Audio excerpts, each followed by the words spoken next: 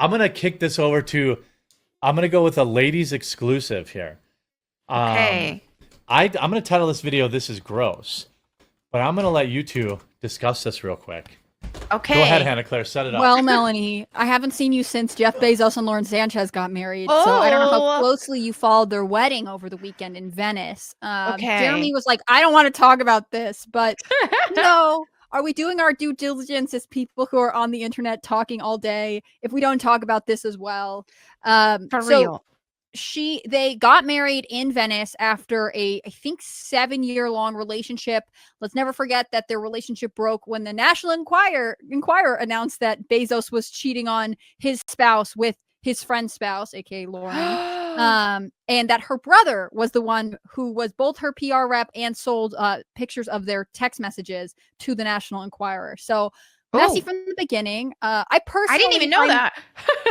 It's a 2019 memory hole that I have dove back down because I'm a bad person. I realized that when I was covering the Blue Origin space flight, that magazines and stuff have started referring to Lauren Sanchez, who clearly has no job other than dating and being involved with rich men, which honestly I respect in some ways. But they've started referring to her as philanthropist Lauren Sanchez.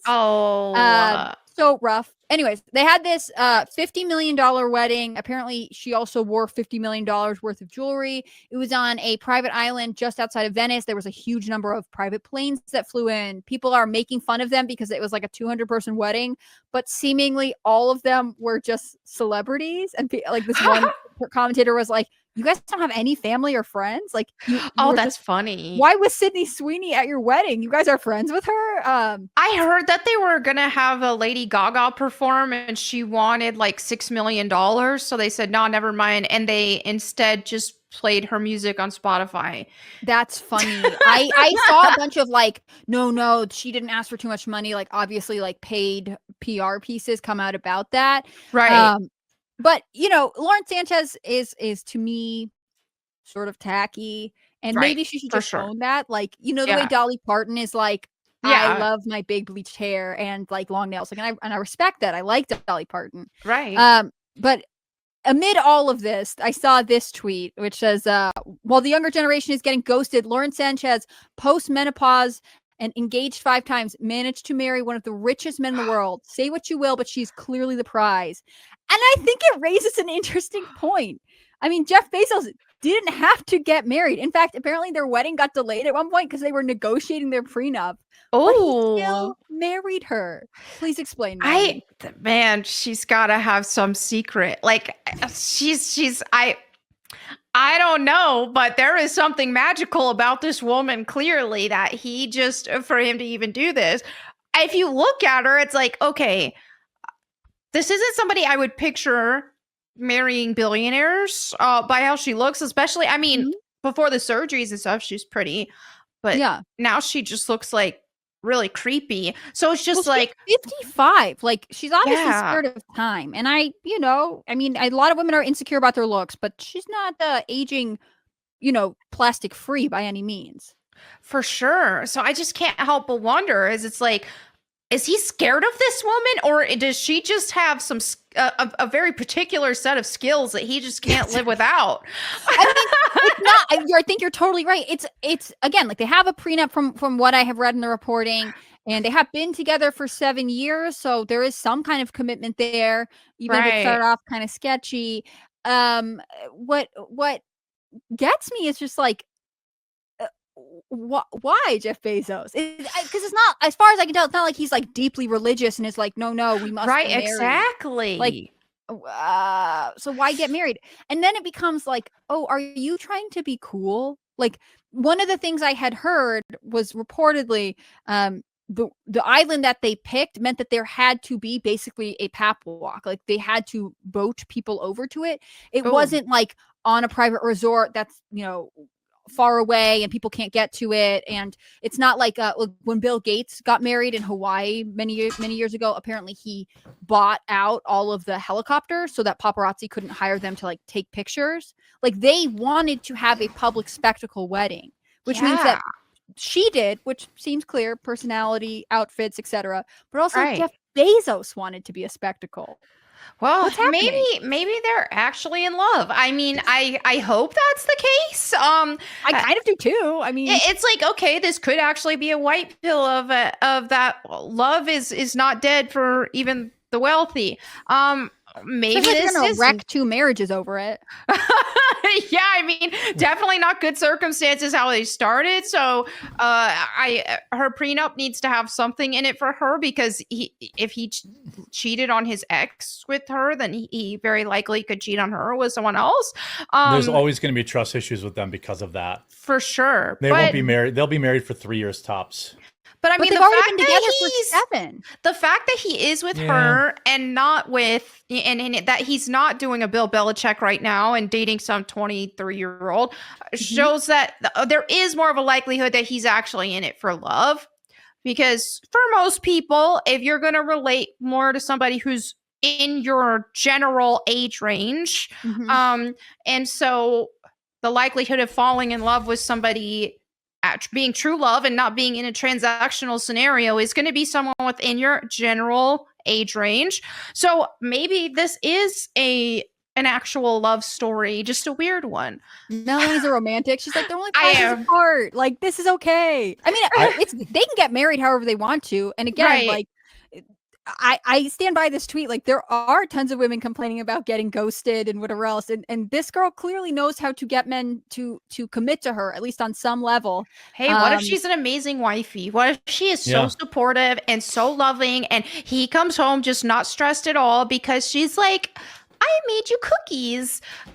Well, I mean, she's kind of a fun Barbie, right? She's like, I'm going to space in a spacesuit I designed. Like, I want to go with all these things. Like, I guess. I mean, she's got her own money too. Love. Like, doesn't she? Right. I mean, but not like Bezos money. No, but nobody does. At least Bezos isn't doing it like you said. At least he's not doing the Bill Belichick thing because that's so embarrassing. Exactly. Well, I mean, at the end of the day, you just can't put a price on a partnership where somebody is they are, and I know this phrase is so overused, but it really is your safe space, like for real, where it's just like, this is my comfort person. This person has my back. I feel comfortable around them. Like, there's no price you can put on that. Like, there's no amount of, oh, well, this person has more money or this person has youth and this and that. Well, at the end of the day, it's just like, you can't put money on true love. What about the tweet that preceded this? Did you discuss that? Like, I saw some people pointing it out. Like, first of all, yes, no man on earth wants their wife to look like this. I can tell you that right now. Jeff Bezos, so yeah, he likes everything below the neck, probably. But like, this is not a fair comparison. I think the picture on the left, she's in her 30s, right, and the picture on the right, she's like in her late 50s. But that plastic surgery is really terrible. It is sad because she would have, I mean, looking at how she looks, I'm just thinking of someone like, look at how Salma Hayek is aging wonderfully. Like a little too. And so, yeah, it's like she could have aged beautifully. She clearly has the structure and the beautiful face. Is gnarly. So it's like, if she would have just aged naturally, I think she would have been a way more beautiful woman than she is at whatever this is that she's done. Right. Yeah, I mean, but then obviously people do something similar with Kimberly Guilfoyle's pictures, like pictures from when she was young versus now, and she has also had a lot of plastic intervention. I don't know what to call it other than plastic surgery. You know, I think, I mean, like in this case, like she's beautiful and photographed a lot, and in a circle where they are getting lip fillers and like cheeks and all of this stuff. I mean, she obviously has hair extensions. Like, I understand that. I wish that they would stop doing it to excess because for sure I don't think she would look like this naturally. She would look that bad. It looks like, I mean, there may be some of it that's reversible, like the lip injections, the cheek filler, all that. Some of it may be, but whose lips are like huge, and she's like, and I'm not stopping.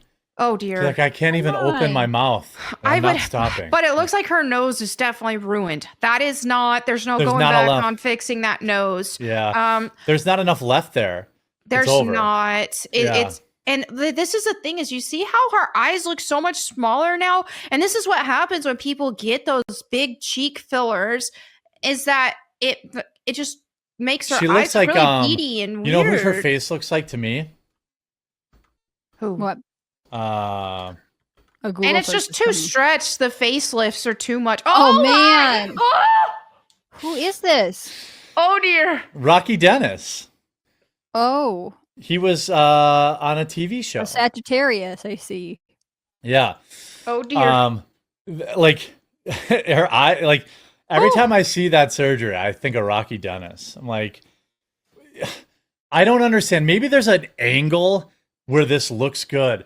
Well, but it makes her face filters and on Instagram, weird. people, and that's one reason why these girls keep getting this buccal fat removal is because they want to be on Instagram and look really chiseled. And when you have certain angles, certain lighting, and this and that, then yeah, that can look good on a particular picture if it's perfectly framed for it. But for the most part, when you see it in real life, it looks awful. And so yeah, we're having these girls ruin their faces, and what's sad is that what's a girl from girls are doing this at such a young age. What is the one girl? She totally wrecked her face. Kylie from Jenner, The Boys. No, The Boys. Oh yes, she did. She's the worst one. What is her name? I forgot her name. I did see a really blonde. Yeah. I know who you're talking about. Could not tell you her name. There's no excuse for it either. Before and after The Boys, before and after surgery, already a surge. Yep, they're like, what were you thinking? That one was, yeah. Here, look at this one. Yeah, it's sad. Like, what were you thinking? Like, she's beautiful here. What were you doing? I think don't. This is one of the problems too, which is like we have so few examples of women aging gracefully. Here's the one everyone saw. Right, there aren't as many. Yeah, exactly. Whew, yikes. I did see a refreshing quote from Kirsten Dunst, and she is aging naturally and beautifully. So is Cameron Diaz. But Kirsten Dunst said, she said, I would rather age naturally, be taken seriously, and take roles that I can respect than to look like a freak. Yeah, right. Like, exactly. Yeah. This is great. Yeah. I mean, that's why people were like so obsessed with Pam Anderson right now, who's like, yeah, I'm not going to wear makeup. I don't understand. She looks like a totally normal 60-year-old.